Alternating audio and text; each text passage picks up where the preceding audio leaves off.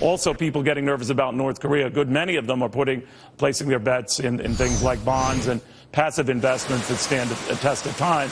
And then if you're worried about the world falling apart, you want the safety of an American fixed income investment like Treasury bonds and notes, all of which are up, and that has yields down here. Again, following to script here. I'm not talking about it crassly, just realistically, this is the kind of thing that happens at times like these. How long it lasts? Well, it depends on how this plays out. First and foremost, in North Korea, doesn't it? Retired Army Lieutenant Colonel Daniel Davis with us right now. Colonel, very good to have you back. Thank you for coming. Thanks for having me, Neil. I appreciate it. Colonel, what is your sense about what we do right now? We're leaving all options on the table. I mean, people get used to hearing that. There is the other issue of if North Korea is this close to having nuclear capability, other sinister folks or those deemed sinister or unreliable, like Pakistan, have this capability, and we kind of grimace and live with it, maybe to a lesser extent with India as well. Are we going to have to be staring at that possibility, living with North Korea having that technology? Well, the situation with North Korea right now is that they already have the nuclear capability, and there's nothing we can do to turn that clock back. But it is a very valid concern about what other regimes may want to do in the future. So I think it's important that we not exacerbate this and we don't do anything that's going to turn this into a hot war.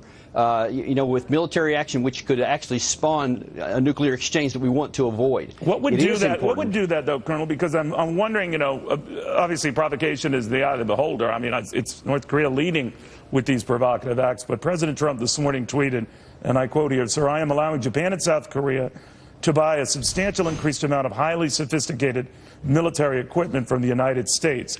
The North Koreans no doubt see that, the Chinese see that, and they say, you're taking this too far. What do you make of it?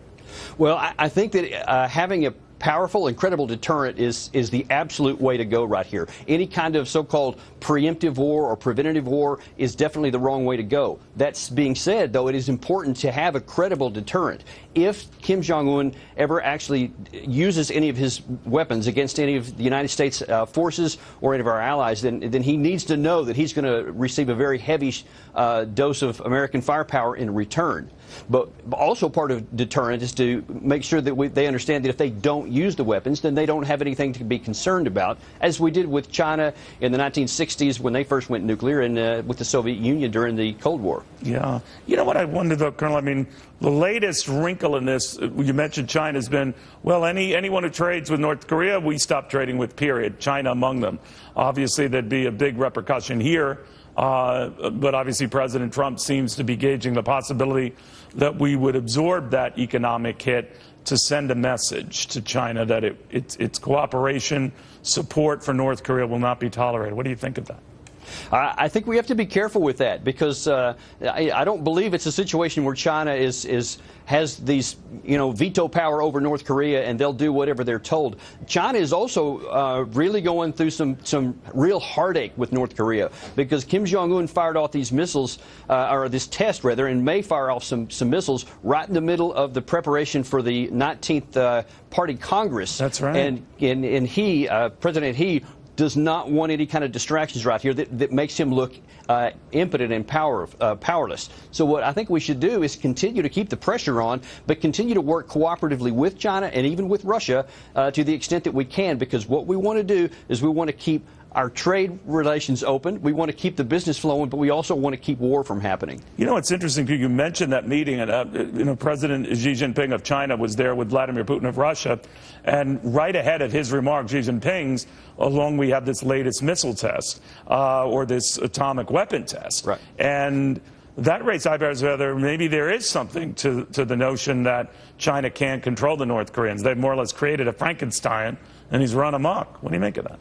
I do. There was an article, I believe it was just last night, in the Global Times, the semi-official Chinese English language newspaper, and they were making that same comment. They say we don't have complete control over them, and they actually issued a veiled warning to North Korea that if they aren't careful, they may find themselves in conflict with China. So China is actually doing some things to send a signal to North Korea. What could China do now?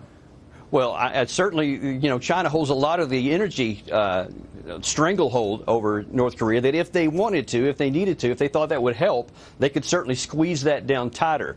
Yeah. But it appears that Jong-un thinks that he's got the upper hand, that he is sticking it to both Trump and to President He. And so that's a bit interesting. Of a problem. So he's gone rogue, as they say. But, Colonel, real quickly, is it your sense that this escalates and that the chances of just an accident, an errant missile that falls on land rather than sea or blows up midair, these are the type of things where all bets are off, right?